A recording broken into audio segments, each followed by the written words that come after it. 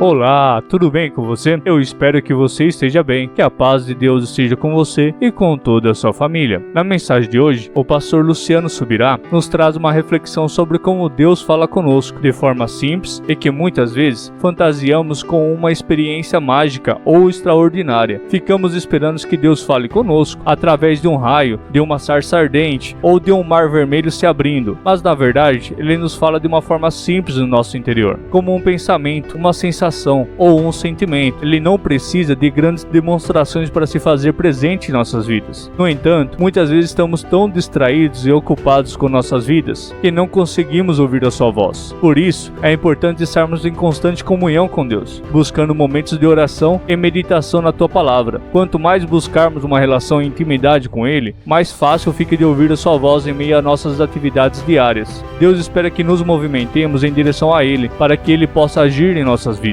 Quando nos movemos em direção ao Espírito Santo, nos tornamos mais sensíveis à sua voz e sua orientação. Quando nos abrimos para essa comunicação, experimentamos uma vida mais plena e significativa em sua presença. Sugiro que nesse momento você reflita sobre as áreas da sua vida que precisam do agir de Deus e coloque aqui nos comentários a frase: eu quero e vou ouvir a voz do Espírito Santo. Mas só escreva se você realmente crê nisso. Amém? Lembre-se que é importante confiar em Deus e pedir a ajuda dele todos os dias em suas orações. Antes de começarmos a entender a mensagem de hoje, peço que deixe seu like e se inscreva no canal para que mais pessoas possam receber as bênçãos de Deus através de nossos vídeos. Assim você estará ajudando a espalhar a palavra de Deus e alcançar mais pessoas com nossos vídeos que postamos diariamente aqui no canal. Vamos para a parte mais importante do vídeo, que é a mensagem de Deus para a nossa vida.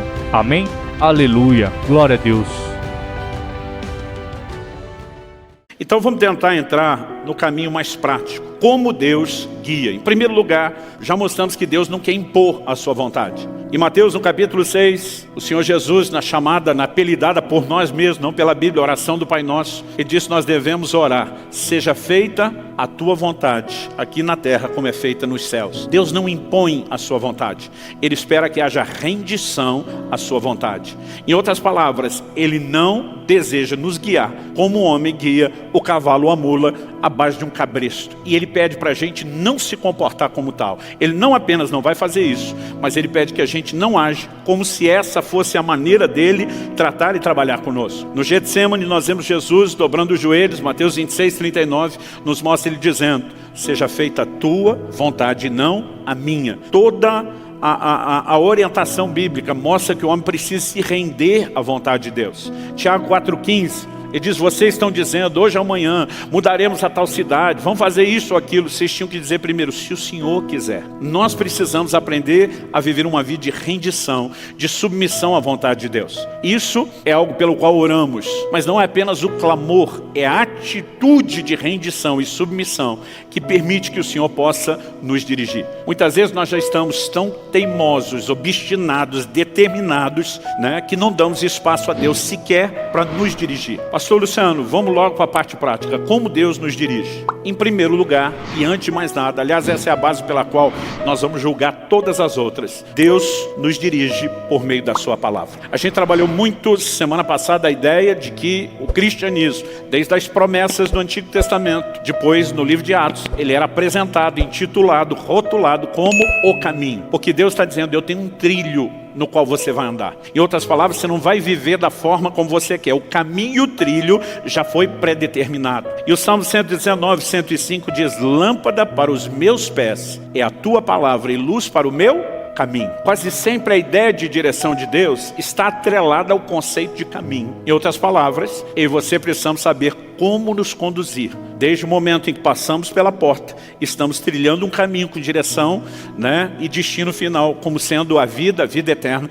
Eu e você precisamos saber como nos conduzir no caminho. E boa parte dessas instruções já nos foram dadas por meio da palavra de Deus. E algo que eu e você precisamos entender é que se nós não andamos nem naquilo que de básico já nos foi dado, a gente não deveria esperar que Deus então tratasse conosco no nível personalizado, com nível de revelação, o direcionamento profundo. Tem muita gente orando e pedindo um direcionamento de Deus. Imagina Deus olhando, dizendo: crente, você não faz nem o básico que eu já instruí, que é o que todo mundo deveria fazer. Agora você está esperando que eu vá te dar direcionamento personalizado. Aliás, em Ezequiel, no capítulo 20, se você for rápido de endereço, me acompanha lá. Ezequiel, capítulo 20, logo nos primeiros 3 versículos, a gente lê assim: no 7º ano, no 5º mês, aos 10 dias do mês, alguns dos anciãos de Israel vieram consultar o Senhor e se assentaram diante de mim. Então a palavra do Senhor veio a mim dizendo: filho do homem, fale com os anciãos de Israel e diga-lhes: assim diz o Senhor Deus, por acaso vocês vieram para me consultar? Tão certo como eu vivo,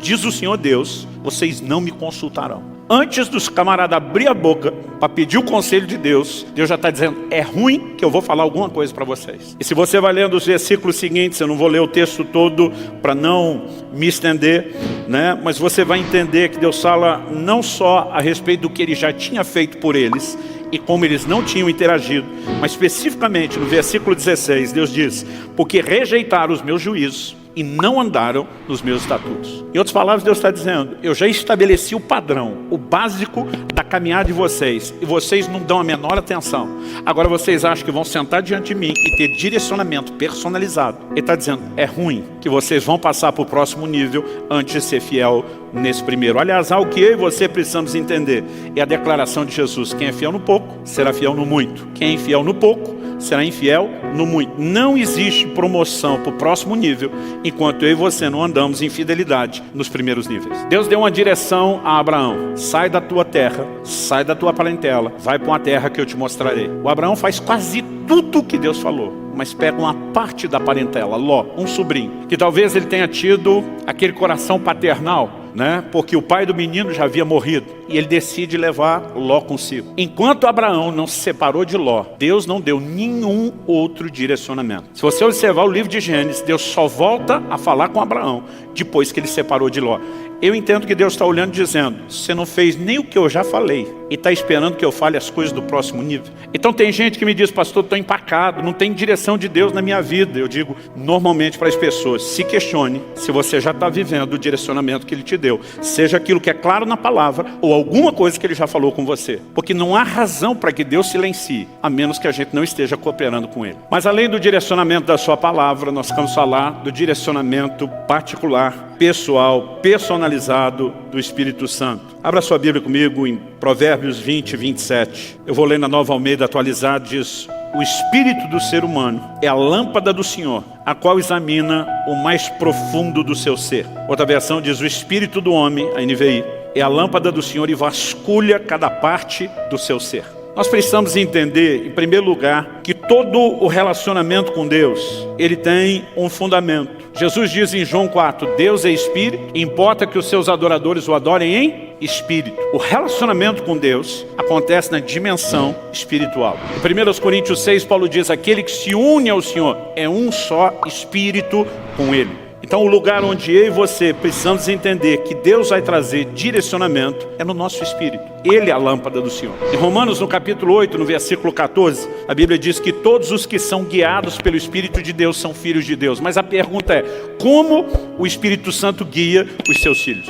Eu me lembro, aos 15 anos de idade, tinha recém sido cheio do Espírito Santo, e eu ouvi alguém dizer: se você quer ser uma águia, ande com as águias. Se quer ser uma galinha, fique com elas, né? Você vai aprender comportamentos distintos com gente distinta. E eu decidi colar naqueles que eu entendia, reconhecia como ser as águias. Quem são os que estão voando alto? O que eu posso aprender? E lembro de ter me aproximado de um pastor que se movia nos dons do Espírito Santo de uma forma impressionante. Eu nunca tinha visto aquilo naquela dimensão, com aquela frequência antes. E uma das áreas onde Deus usava muito aquele camarada era nesse aspecto do fluir profético. Era impressionante, tanto palavras proféticas, línguas com interpretação, palavra de conhecimento, né? Eu via ele falar coisas assim da vida das pessoas impressionantes. Aliás, foi uma das primeiras palavras proféticas que eu recebi na minha vida, né? Pisei num culto, numa igreja onde eu não conhecia ninguém, e esse camarada veio até onde eu estava e falou: olha, eu tenho uma palavra de Deus para você. Com a cabeça do lugar onde eu fui treinado, imaginei, acho que ele vai me ler um versículo da Bíblia. E quando eu falei, vai em frente, esse camarada me lascou uma palavra profética que eu nunca tinha visto nada semelhante. Ele falou dos segredos do meu coração, de dilemas que eu estava vivendo, de coisas que estavam acontecendo na minha casa, com meu pai, né? Eu sabia não só que era impossível ele saber daquelas coisas, como tinha aquele testemunho: Deus está falando comigo. Isso mudou minha vida, gente. Porque até então eu imaginava o relacionamento com Deus, né? Ou de Deus conosco, meio que sendo uma coisa no atacado. Deus lidando com todo mundo no geral. Eu nunca tinha percebido a importância de entender um relacionamento pessoal. Até aquele dia onde Deus não apenas está falando dos segredos do meu coração, mas dos planos e do propósito que Ele tinha para a minha vida. E de repente eu comecei a entender uma dinâmica diferente. Falei, peraí, Deus enxerga cada um de nós no meio da multidão como um indivíduo. E a Bíblia é enfática nisso. A Bíblia diz que Ele sabe coisas sobre você que nem você sabe. Por exemplo, quantos fios de cabelo tem na sua cabeça. Tá certo, na cabeça de alguns a conta vai ficar mais fácil para Ele do que de outras, mas não importa, Ele sabe. E eu comecei a enxergar, e isso mudou completamente a dinâmica do meu relacionamento com Deus. Imaginar alguém que está olhando para mim como um indivíduo, dizendo, eu amo você como pessoa, não apenas porque você faz parte de uma massa chamada humanidade. Eu tenho planos para você.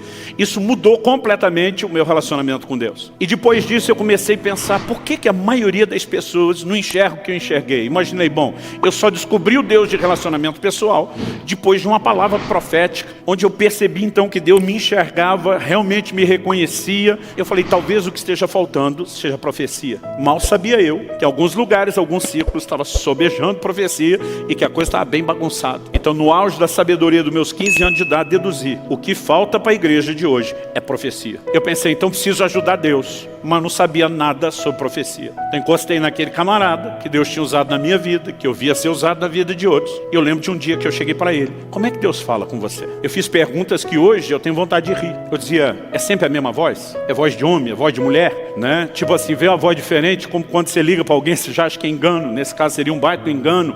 E eu comecei a bombardear ele perguntas e ele só fazia rir. Hoje eu também tenho vontade de rir, me imaginando no lugar dele. E de repente ele olhou para mim e falou, para, Luciano, você está espiritualizando demais a coisa. Ele falou, aliás, esse é o problema da igreja, é mistificar demais aquilo que deveria ser simples. Ele falou, a maneira de Deus falar é simples. Ele falou, o jeito que você está perguntando, você dá a entender que você acredita quando a gente diz, Deus me falou, que a gente está ouvindo uma voz. E era isso que eu imaginava.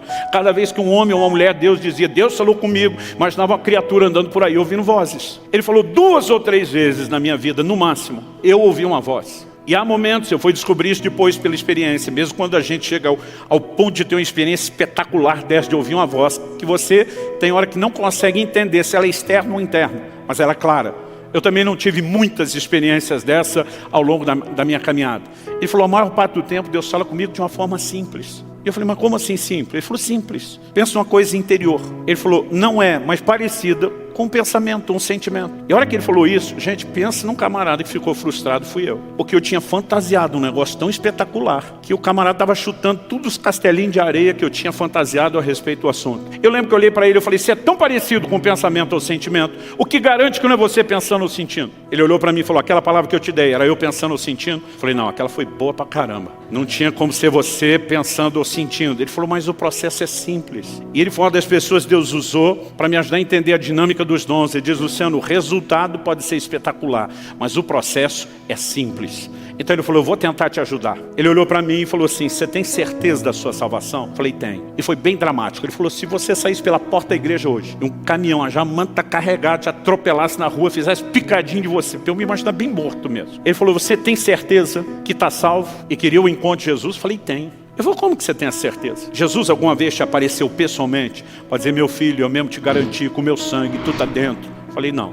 Ele falou, algum anjo te apareceu trazendo uma cópia autenticada do livro da vida, dizendo, o número de protocolo tal, apresenta na entrada que você vai ser colocado pro lado de dentro? Eu falei, também não. Ele falou, você ouviu alguma voz de trombeta anunciando sua salvação? Eu falei, não. Ele falou, pelo menos você viu o céu? Eu falei, também não. Ele falou, você nunca viu Jesus, nem anjo, nem o céu, nunca ouviu nada? Eu falei, não. Ele falou, como é que você sabe que é salvo? E eu respondi com a simplicidade de um garoto. Eu falei, eu sei porque sei porque sei.